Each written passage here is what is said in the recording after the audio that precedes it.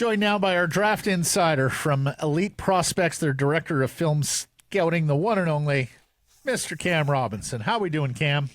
I'm doing well, fellas. How you guys doing? Very well. You're off to the draft next week in Nashville. You'll be reporting and covering for us. And, of course, we're looking at prospects that the Vancouver Canucks could take at number 11 and guys who could be available at number 11. And I did a lot of draft reading this past weekend, Cam, and I started seeing the name Oliver Moore, the U.S. National Team Development Program centerman, falling down in some mocks, and that could mean nothing, or it could mean that he might be the unfortunate guy who falls in this draft. I've also read he might be the best skater in the draft. So you tell me, give me the capsule, where you've got him rated, where Elite has him rated, and what you think the chances are that he could slide to Vancouver at number 11. Yeah, I've gone the roller coaster with Oliver Moore this season. I really liked him early on in the year. You nailed it on the head there. He is the best straightaway skater, probably the most dynamic skater in the entire class. Like, he has great wheels. He reminds me of Dylan Larkin as a draft eligible. Arguably, maybe even further along that path, but the competition's really elevated at the USHL level since Larkin was there. So there's a lot of mistakes when he was young. But, the brain doesn't always keep up with the feet and the hands yet. So I think that he's really going to need to kind of work on that awareness. He misses some options. He misses some plays. He can skate himself into trouble. But, he wasn't afforded the level of line mates that, Will Smith got at the top of the lineup there. He had Gabe Perreault and Ryan Leonard to work with. And for much of the season, Moore didn't have quality draft eligibles. He got to play, with a couple of young kids who came up, some dynamic guys in Hagens and Iserman who are really talented guys, but they didn't stick together too often. So the counting stats are impacted because he was playing second fiddle to that top line.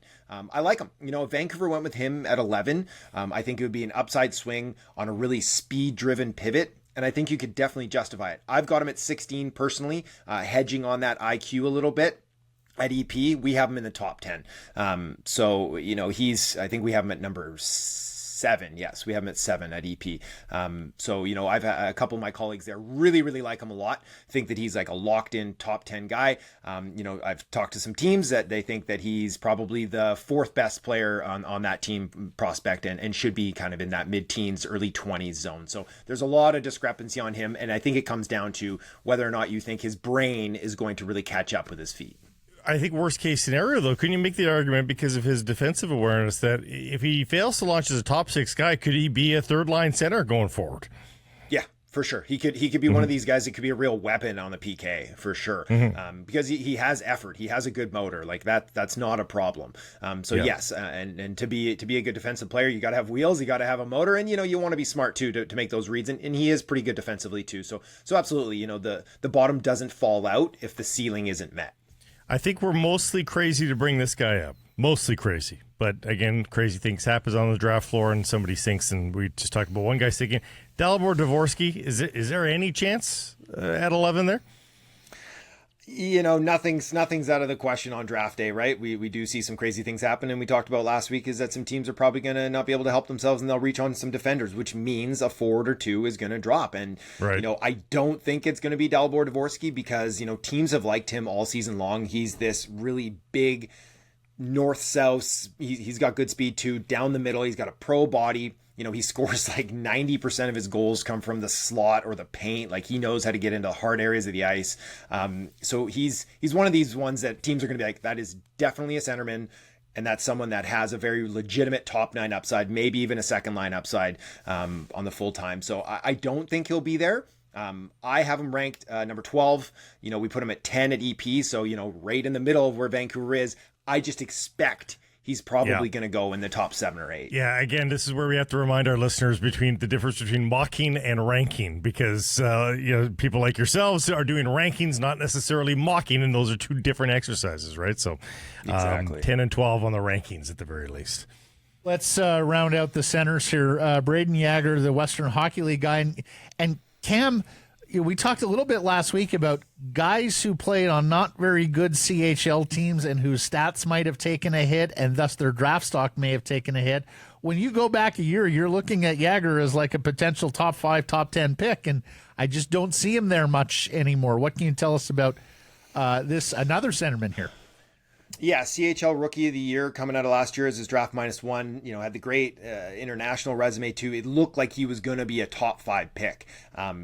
Now his role and his situation changed this past season. He moved into the middle full time. He made a concerted effort to develop his playmaking game and his defensive game, because we saw as a rookie, the kid can shoot the lights out. Like, he's got a tremendous release, especially off the rush. He's got good speed. He's got pro size. But he really focused on adding playmaking, which you need to have if you want to be a center in the NHL. There's not too many shoot first centers that really thrive, and that defensive awareness. And I think he succeeded in both. The numbers dipped a little bit on the goal scoring side, but overall his totals went up. I think that people are sleeping on him a little bit. I've got him at 15. EP, we rated him 22. But again, down the middle, pro size, speed driven, kills penalties in the dub. I think he might be a steal in the middle of the first round. Another player that I wouldn't be too upset about if that's who Vancouver landed on 11. I think that that's a viable option there. And you're going to hear me say that a lot probably over the next few weeks, because there's a lot of pretty good options at that zone. There's going to be some good options for them. Absolutely. Andrew Cristall's a local kid here with the Kelowna Lower Mainlander, is playing as major junior with the Kelowna Rockets. He is a winger, but you tell me where you got him ranked, and what do you think of him at 11? I've got him 31. EP, we've got him 18. So I'm lower. I did the film room on him early on in the year, and the counting stats were just blowing off the page, right? Like, he was not quite Connor Bedard level, but he was almost keeping pace there through the first 30 or 40 games. And he does it through terrific hands, terrific playmaking ability, and things were just falling right for him. He had an injury mid-season there. He came back. The production was still good, but his impact wasn't nearly as strong. He can definitely be guilty of shying away from contact, being held to the outside. One of these soft skill players, I would say. And then he bookended his season with a really underwhelming performance at the U18s, like really underwhelming. And I think it's hurt his stock considerably. For me, it's kind of just been a trend for most of the season that I'm like, I don't know what kind of pro this guy's going to be. Like, he needs to actually break right and be a legitimate, like, top 6 guy, top power play guy who's fed all the offensive minutes and is given that grace from his coaching staff to be like, yeah, don't play too much defense. Don't worry about getting into the middle of the ice and getting run over. And I don't know too many teams that play systems like that. So, he could very well be a really high impact player. I just think it's a really low percentage. And I think there's an equally good chance that he's not even in the NHL. So I think, I've got him right at the tail end of my first round, because you have to give respect to the hands and the playmaking and the offensive IQ. But there's a lot of risk there, I would say. Speaking of the end of the first round, another local guy is projected to be probably there, but you never know. You fall in love with the player. If some of the other defensemen are gone, do the Canucks take a look in any way, shape, or form at Lucas Dragicevic, do you think? Or is he a hopeful faller to the second round pick? Oh, yeah. Which they don't have. You don't even look at this kid. Yeah. You don't look at him in the first round at all. Not near their spot anyways. Like, if you're picking at 29 or something like that, sure, go ahead and you can take a look at him. Let's pull it up here. I've got him 39. Oh, I've got him 46. Sorry, and we've got him 39 at EP. And that's just giving a lot of credence. He's the best offensive defenseman in this class. Like, I strongly feel that way. He has high end puck skills. Wow. Absolutely. He can manipulate that first forechecker, make a pass, jump into the play, get it back, look to create, look to shoot.